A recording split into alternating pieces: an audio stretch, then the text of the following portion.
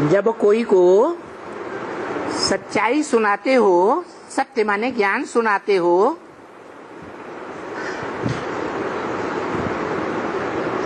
तो एक ही बात पहले पहले सुनाओ, पक्की कराओ। क्या बात? बाप का परिचय।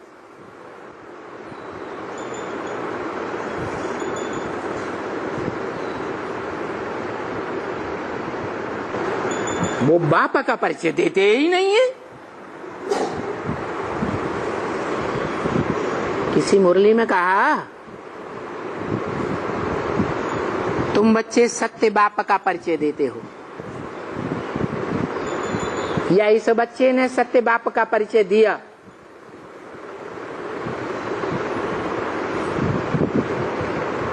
किसी मुरली में कहा है? नहीं कहा।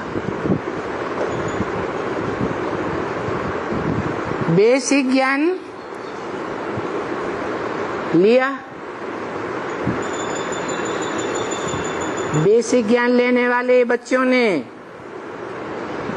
बाप का परिचय दिया,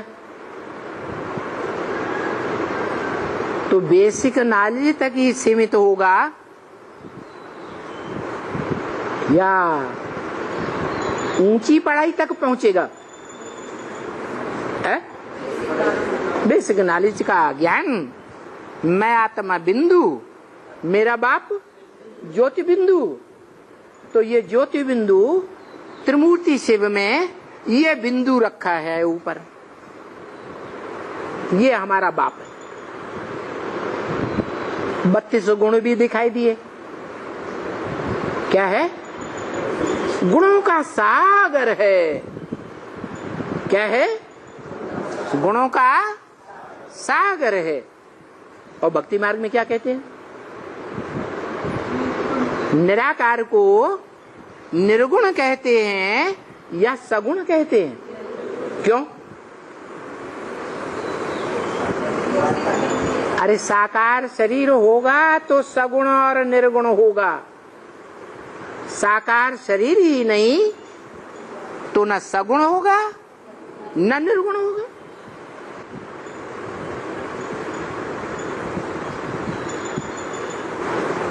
तो भले अब तक भी बेसिक ज्ञान में चलने वाले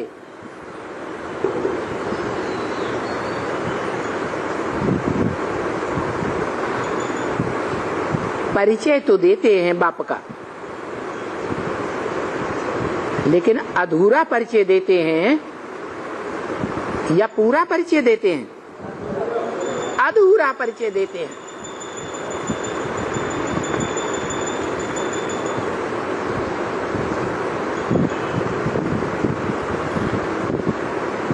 तो गुणों का सागर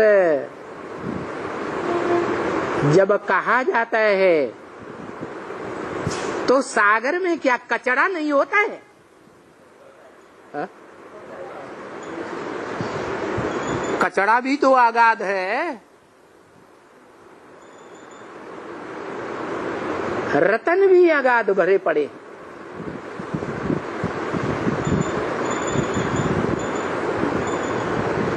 आत्माओं का बाप शिव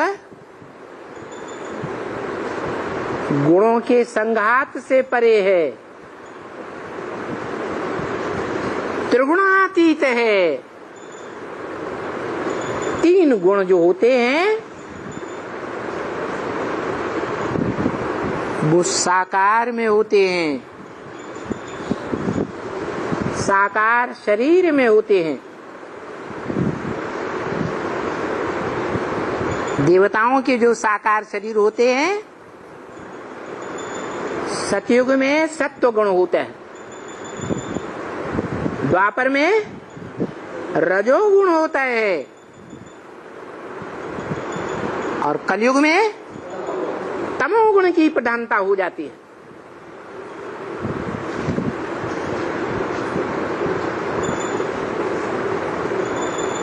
ये प्रकृति के 3 गुण हैं या कर्ता के 3 गुण हैं?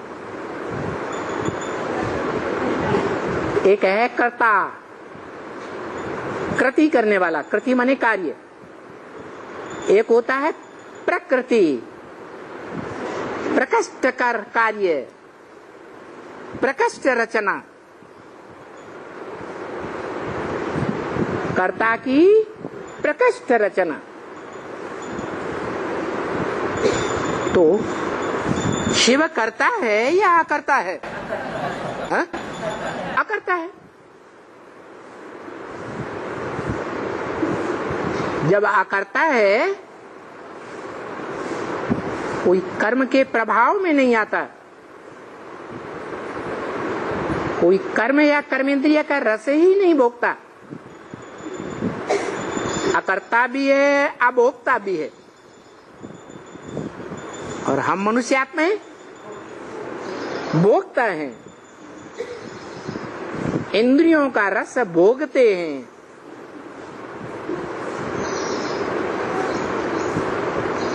और कर्ता भी है। क्या हम आत्माएं, मनुष्य आत्माएं क्या हैं? कर्ता हैं। हरेक पिता अपनी जो पहली रचना पत्नी रचता है, वो उसकी प्रकृति है उस जन्म में।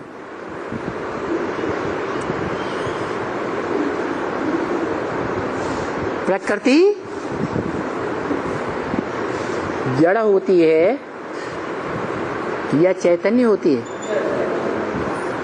जड़त्व में ही होती है।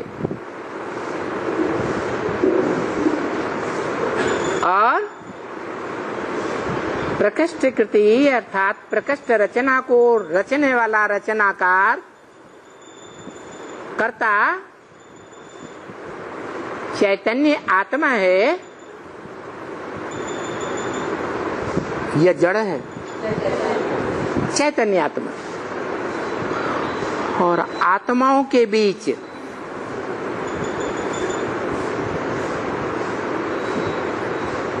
ऐसी आत्मा कौन है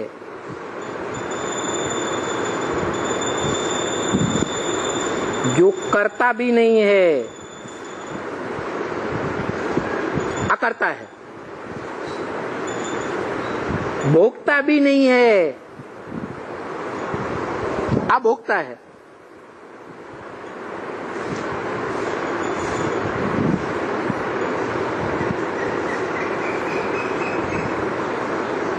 लेकिन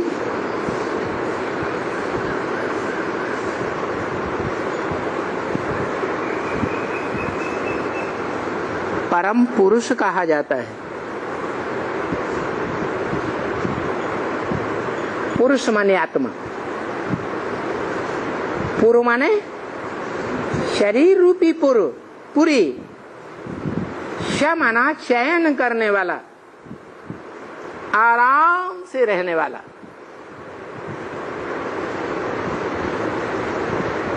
सुप्रीम सोल जिस तन में भी आता है बेआरामी महसूस करता है? आनंद स्वरूप है या परेशान रहता है? आनंद स्वरूप है और सदा आनंद स्वरूप है। संगम में जो रिहर्सल का टाइम है, शूटिंग का टाइम है, चारों युगों की रिकॉर्डिंग का टाइम है, कैसा भी तमो प्रधान समय हो, रिकॉर्डिंग में, शूटिंग में, कैसा भी सात्विक समय हो, वो उस समय के प्रभाव में आता है क्या? नहीं आता है। इसलिए वो एक ही तुरीय आत्मा है जिसको किसी आत्मा के साथ टैली नहीं किया जा सकता। बाकी जो मनुष्य सृष्टि में आत्माएं हैं, खासकर मनुष्य आत्माएं, वो सभी आत्माएं क्षरित होने वाली हैं,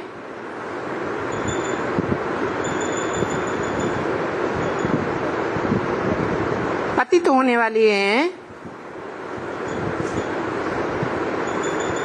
नीचे गिरने वाली हैं, संग के रंग से,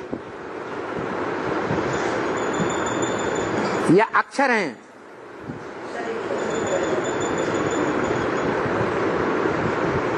अक्षर मनुष्य सृष्टि में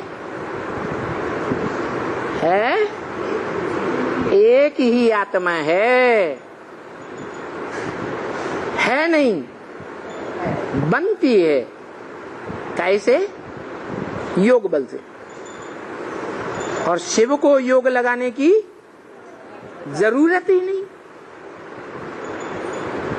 शिव योगी बनने का रास्ता बताता है, ज्ञान देता है। वो ज्ञान का अकूट भंडार है। उस भंडार में से कोई सारा ज्ञान का भंडार निकाल ले तो भी पूरा का पूरा ही बचता है।